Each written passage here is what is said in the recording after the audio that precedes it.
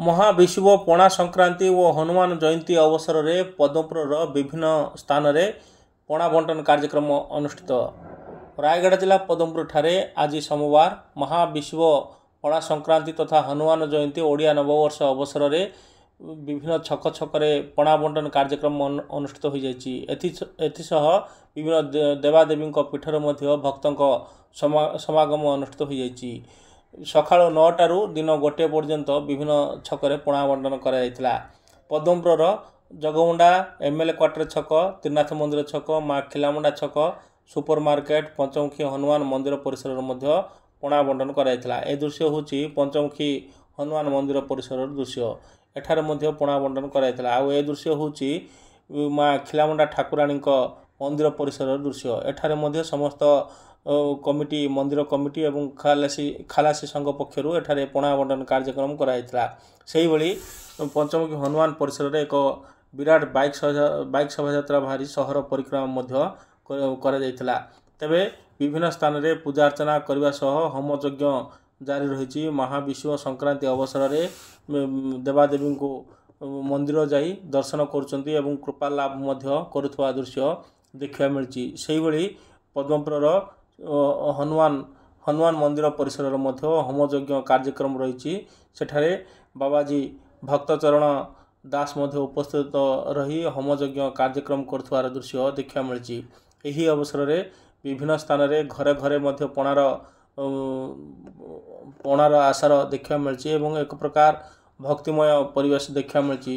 मंदिर परिसर में प्रसाद सेवन कार्यक्रम अनुष्ठित होईची। खिलामुंडा ठाकुराणी एवं पंचमुखी हनुमान मंदिर परिसर मध्य 108 हनुमान चालीसा होम प्रसाद सेवन कार्यक्रम जारी रही। हनुमान मंदिर सह श्रीराम मंदिर परिसर में आज सका भक्तों समागम होता है। संध्या समय विभिन्न हनुमान मंदिर एवं राम मंदिर निकट में रामचरित मानस कार्यक्रम जारी रही। अनेक भक्तों समागम होबार लक्ष्य रखा जाइए।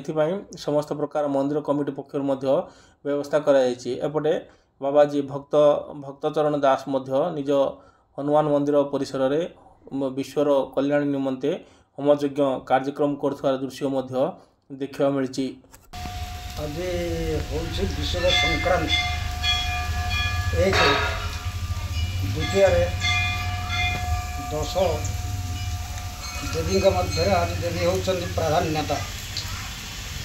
तृतीय उद्देश्य हनुमान जयंती बोली आम संक्रांति पालन करा किंतु आज दिनटा यही जे कि विश्व संक्रांति कहीं कहगला ना समस्त देवादेवी माने जे कि सूर्य को चाह रही सूर्य मध्यवर्ती आज होती आकाश मध्यवर्ती रही समस्त को आस्वादन कर समस्त को स्वागत करते। समस्त देवादेवी मान आज जागर तांत्रिक माने कहतु वैदिक कर्म जो मैंने करती जो मैंने जप करती जो मैंने होमार्चना करती जो मैंने जे कि योग करती से आज दिनटा को अति गुरुत्व दियंती।